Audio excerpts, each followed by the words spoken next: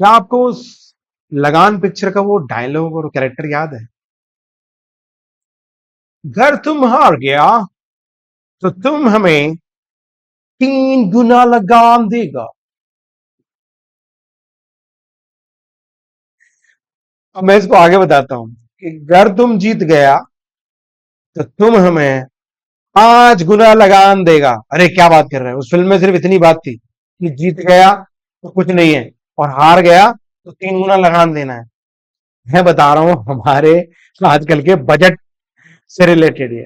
जैसे बहुत सारे लोग स्टॉक मार्केट्स वगैरह में इन्वेस्ट करते हैं, अपना इन्वेस्टमेंट लगाते हैं, बिजनेस करते हैं, जीएसटी रजिस्ट्रेशन लेते हैं, इतना काम, ये काम, वो काम, इतना रिस्क, और कस्टमर को लाओ, मार्केटिंग प्लान करो, यहाँ जाओ, वहां जाओ, ये प्लानिंग करो, नीड एनालिसिस करो, एक प्रॉपर प्लान भाई कस्टमर को पूरा दिखाना है, फिर उसका सेल है, लॉजिस्टिक सपोर्ट दो, फिर उसका फीडबैक लो, फिर उसका पूरा प्रोडक्ट का स्पेसिफिकेशन, उसके सर्टिफिकेशन, इतना कुछ करने के बाद अगर तुम जीत गया तो तुम हमें 5 गुना लगान देगा, और हार गया तो 3 गुना लगान देगा। बहुत सारे लोग स्टॉक मार्केट में, क्योंकि आजकल ये बड़ा ट्रेंड में चला ना इन्वेस्टमेंट, नया यूथ ग्रुप भी है कि भाई चलो हम ऑप्शन ट्रेडिंग कर लेते हैं, ट्रेडिंग कर लेते हैं, इन्वेस्टमेंट कर लेते हैं, या हम इससे पैसे कमा सकते हैं। तो गवर्नमेंट धीरे से बोल रही है कि तुम हार गया तो हमारा कुछ नहीं जाएगा, हम तो तुमसे पैसा लेगा, इन्वेस्टमेंट के हिसाब से 100 रुपए लगाएगा तो हम 20 रुपए लेगा, लेकिन तुमने अगर कमा लिया, तुमने अगर पैसा बना लिया तो तुम हमें 40 रुपए देगा। भाई भाई वाह। एक आपको ध्यान होगा ना, हमारी जो फाइनेंस मिनिस्टर हैं उनसे किसी एक सेशन चल रहा था, एक मतलब लाइव क्वेश्चन आंसर, किसी ने क्वेश्चन भी पूछा था कुछ इसी तरह का सिमिलर, कि भाई जो ट्रेडर्स है, जो इन्वेस्टमेंट, वो सारा रिस्क उसका, सारी हेडेक उसकी, सारी मेहनत उसकी, लेकिन आप जो सरकार है वो स्लीपिंग पार्टनर की तरह उस आधे से मतलब सारा उसका, वो चाहे कुछ हो ना हो, लॉस हो जाए तो भी उसका गेन है, और अगर प्रॉफिट हो तो उसका ज्यादा गेन है। और उसको इन्होंने करके कितने मजाक में उड़ा दिया था, मजाक में उड़ा दिया। ये वही है, अगर आप अंग्रेजों वाली स्थिति देखें, बस उसमें बात घूम गई है कि हारने पर भी आपको लगान देना पड़ेगा, और जीतने पर और भी बड़ा लगान देना पड़ेगा। मतलब कैसे भी हो हम से लेके रहेंगे लगान, यानी टैक्स। और जो अंग्रेज सिखा के गए हैं, जो कर नीति, उसको हम बढ़ाते ही जा रहे हैं, बढ़ाते ही जा रहे हैं। पता नहीं कहाँ किस लेवल तक, लेवल में पहुंचेंगे। भाई मेरा हिसाब तो ये कहता है कि इनकम टैक्स बिल्कुल ना के बराबर होना चाहिए, किसी का भी, किसी का भी। क्योंकि जब आप कोई भी सामान खरीदते हैं इस देश में, चाहे वो पेन है, चाहे माइक है, चाहे वो कपड़ा है, चाहे वो घड़ी है, चाहे वो पेंटिंग है, चाहे वो घर है, कुछ भी, यू आर पेइंग, उससे रिलेटेड सर्विस टैक्स आप दे ही रहे हैं। सब कुछ कटकटा के आप उसको टैक्स पे कर रहे हैं, जिससे कि आपकी सड़कें बनेंगी और गवर्नमेंट को वो नेसेसरी रेवेन्यू मिलेगा, जिससे कि वो सबसे बड़ी एजेंसी है इस देश की, उसको सफिशिएंट रेवेन्यू मिले, वेलफेयर के रूप में काम करने का भी, और दूसरे डेवलपमेंट में भी काम करने का, ग्रोथ में करने का। तो इनकम पे न जाने किस किस तरह की नजर है कि आप कमाओगे तो हम तुमसे लगान वसूल करके रहेंगे। जबकि अगर एक दो बार इसमें कुमार विश्वास ने भी बड़ी अच्छी बात, उन्होंने चाणक्य जी का उदाहरण दिया था कि टैक्स कलेक्शन इस तरह से होना चाहिए जिस तरह के समुद्र पानी बादल में भर जाता है। समुद्र का पानी, जो वाटर बॉडीज होती है, उसका पानी समुद्र में चला जाता है, कोई देख पाता किस तरह से जाता है वाष्प में? पता नहीं चलता, मतलब यू नेवर नो किस तरह से बादल के पास चला जाता है। और बरसना ऐसे चाहिए, गवर्नमेंट का रिसोर्सेज दिखना ऐसे चाहिए जैसे कि बादल बरसता है, जब पानी होते है तो सबको पता चल जाता है बारिश हो रही। तो इतना अभी देखो उल्टा हो रहा है, मतलब जीएसटी से और त्रस्त हो रहे हैं लोग, टैक्स टैक्स टैक्स टैक्स के कैलकुलेशन से त्रस्त है।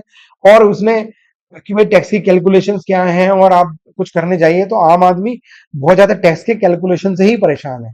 इसको अगर डोनेशन में चेंज कर देते तो शायद ज्यादा पैसे इकट्ठे कर लेते, क्योंकि हमारे देश में थोड़ा उल्टा है, अगर आप जबरदस्ती कब्जाने की कोशिश करते हैं तो टैक्स इवेसिव चीजें हैं, और लोग अपने आप को बचाने की कोशिश करते हैं। तो भाई इतना टैक्स क्यों लेना है? आप सर्विस टैक्स तो ले ही रहे हैं, सब कुछ चीजें ले रहे हैं। यस, गवर्नमेंट को जरूरत है तो वो सर्विस टैक्स के थ्रू ले।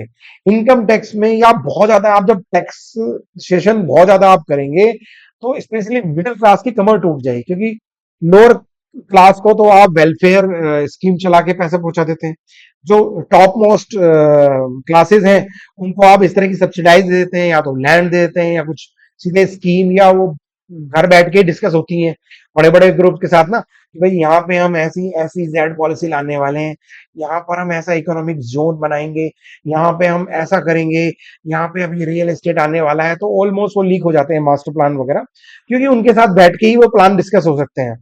वो उसमें कोई गलत नहीं है, देखो जो अपना वो प्लान है वो करें।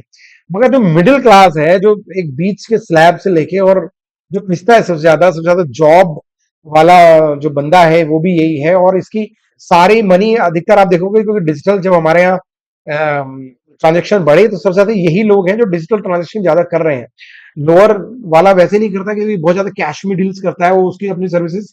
और जो अपर वाले हैं उनका तो खेल अलग ही है, उसका तो मतलब कैलकुलेशन ही क्या बोले।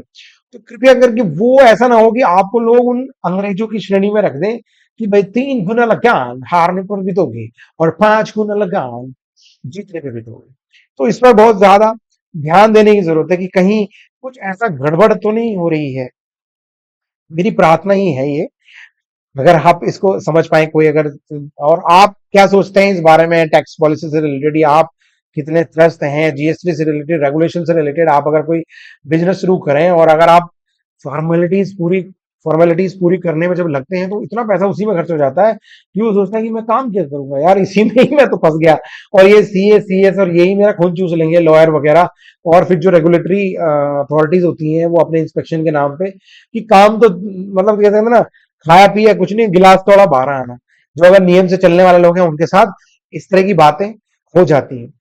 टैक्स से मुझे एक बात याद आई, तो रियल एस्टेट में अगर आप कमाल की बात देखें, तो अगर आप बहुत सारे प्रॉपर्टी की अगर खरीद देखें ना, बिक्री खरीद में देखें, तो शायद मकान की जितनी कीमत नहीं होती जब वो मकान आता है, जब फ्लैट आता है, तो लास्ट तक अगर आप उसके सीरीज ऑफ डॉक्यूमेंट्स अगर आप जोड़ेंगे, तो उससे ज्यादा, उसकी कीमत से भी ज्यादा कमाई गवर्नमेंट की हो जाती है, जो टैक्स के रूप में 8%, 10%, 8%। और फिर टीडीएस अलग से। अब वो 50 लाख का स्लैब भी उन्होंने हटा दिया है कि अब जैसा भी होगा हम तो टीडीएस लेंगे, 1% हम तो लेंगे। आपने क्या किया था प्रॉपर्टी को डेवलप करने में? भाई रेट बढ़ गए, नहीं नहीं नहीं, हमको इसमें कमीशन चाहिए, हमको इसमें हिस्सा चाहिए।